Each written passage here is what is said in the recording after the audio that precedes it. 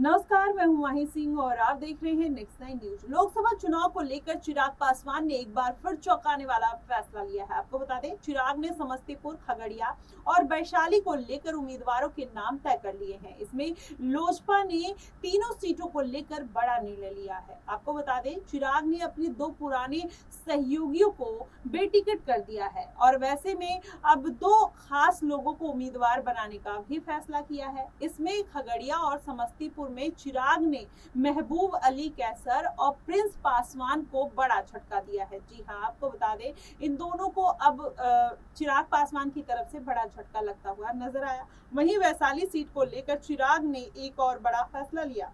उन्होंने अपने पुराने सहयोगियों पर भरोसा जताया है और वहीं लोजपा को इस बार एनडीए में सीट बंटवारे में हाजीपुर, जमुई, समस्तीपुर, खगड़िया और वैशाली सीट दी गई है। इसमें हाजीपुर से वो खुद चिराग पासवान चुनाव मैदान में उतर रहे हैं। वहीं जमुई सीट से उनके बहनोई अरुण भारती उम्मीदवार बने हैं। वहीं भारती ने 28 मार्च को ही जमुई सीट से लोजपा नामांकन भर दिया है।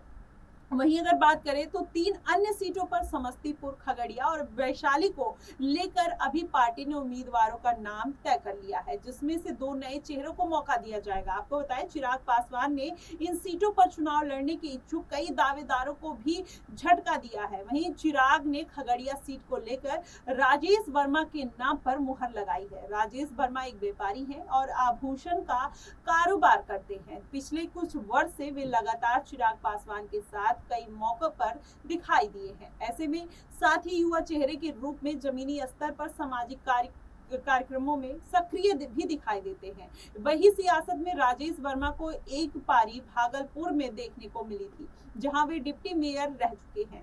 अब चिराग ने उन्हें खगड़िया में बड़ी जिम्मेदारी देने का मन बनाया है। जी हाँ, आपको बताएं, खगड़िया से वर्ष 2014 में और 2019 में रामविलास पासवान की पार्टी से सांसद रहे बने थे महबूब अली कैसर। जब चिराग ने उनके चाचा पशुपति पारस के बीच मतभेद हुआ तो कैसर पशुपति के साथ जाने का उन्होंने निर्णय लिया था। हालांकि वो पिछले कुछ समय से चिराग के संपर्क में थे, लेकिन अब उनका टिकट काटकर राजेश वर्मा को चिराग ने भरोसा जताने की खबर सामने आ रही है। वैसे में कह सकते हैं कि समस्तीपुर को एक और बड़ा झटका चिराग पासवान ने दे दिया है। उन्होंने अपने चचेरे भाई प्रिंस पासवान को ये झटका दिया है। जी हाँ, आपको बताएं, चिराग और उनके चाचा पशुपति पारस के बीच मतभेद होने और लोजपा के टूट के दौरान प्रिंस ने चाचा पशुपति पारस का साथ छोड़ दिया था। पिछले कुछ समय से यह चर्चा थी कि प्रिंस को फिर से चिराग टिकट दे सकते हैं, लेकिन ऐसा कुछ देखने को नहीं मिल रहा। वहीं समस्तीपुर से एक बड़ा फैसला लेते हुए चिराग पासवान ने शांभवी चौधरी के नाम पर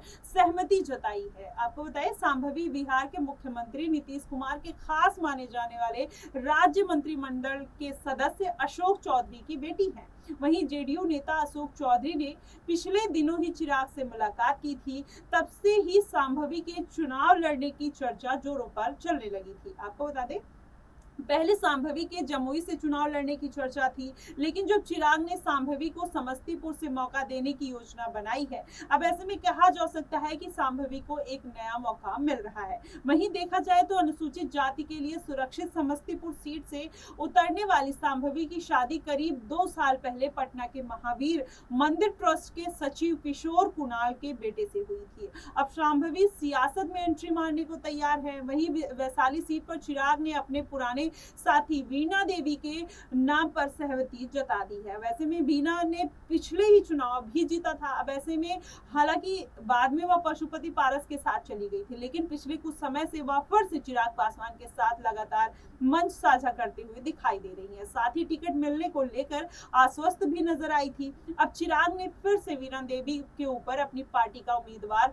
बनाने का फैसला कर लिया है और तीनों सीटों को लेकर उम्मीदवारों के नामों की आधिकारिक घोषणा जल्द ही कर दी जाएगी। लेकिन जिस तरीके से चिराग पासवान ने सीटों को लेकर फेरबदल की है और उन्होंने अपने चाचा और प्रिंस पासवान को कहीं ना कहीं दरकिनार कर दिया है, ऐसे में कहा जा सकता है कि चिराग इस बार बहुत सोच समझकर रणनीति बना रहे हैं और वो अपनी तरफ से पूरे जिताऊ कैंडिडेट को उतारने की कोशिश कर रहे हैं। वैसे में देखना होगा चिराग पासवान ने जो पासा फेंका है वो कितना जाकर सटीक लगता है। फिलहाल आपकी इस पे क्या प्रतिक्रिया बनती है, आप हमें कमेंट सेक्शन में जरूर बताएगा। फिलहाल के लिए बस इतना ही। देश और दुनिया की तमाम खबरों के लिए हमारे साथ बने रहिए नेक्स्ट नाइन न्यूज पर।